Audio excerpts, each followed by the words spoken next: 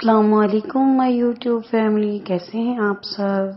امید ہے خیر و عافیت سے ہوں گے۔ میں نے بہت ساری ایسی خواتین دیکھی ہیں جو حاملہ ہوتی ہیں یا پھر بہت ہی کم عمر میں بچیوں کی داڑھ میں جو ہے شدید درد رہتا ہے، یا کوئی ایسی بہن جو ہے جو حمل کے شروع سے لے کے تو آخر تک اس کو یہ جو ہے نا داڑھ کے درد کا تکلیف برداشت کرنی پڑتی ہے۔ تو اس کے لیے میں آج بہت ہی شاندار وظیفہ لے کر حاضر ہوئی ہوں، جسے آپ کریں گی تو انشاءاللہ عز و جل افاقہ ہوگا، اور یہ میں پوری ڈیٹیل آپ کو بتاؤں گی۔ آپ نے میری فل ویڈیو کو واچ کرنا ہے تاکہ آپ کو کوئی چیز بھی ہے جو مس نہ ہو، اور آپ اچھے سے اس عمل کو کریں اور باوضو ہو کر کریں، کسی جگہ پہ بیٹھ کے کریں۔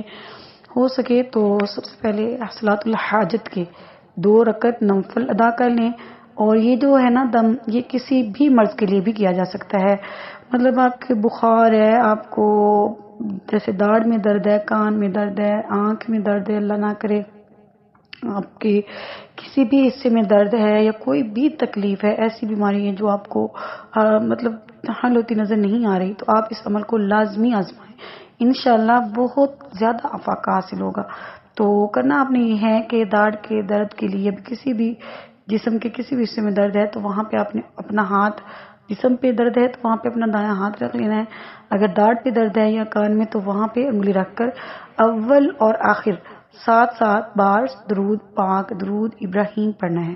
اس کے بعد درمیان میں 7 بار سورہ فاتحہ اس طرح پڑھیں کہ جب اہدنا الصراط المستقیم پر پہنچے تو اس آیت کو بھی 7 بار دہرائیں اور پھر سورہ مکمل کر لیں۔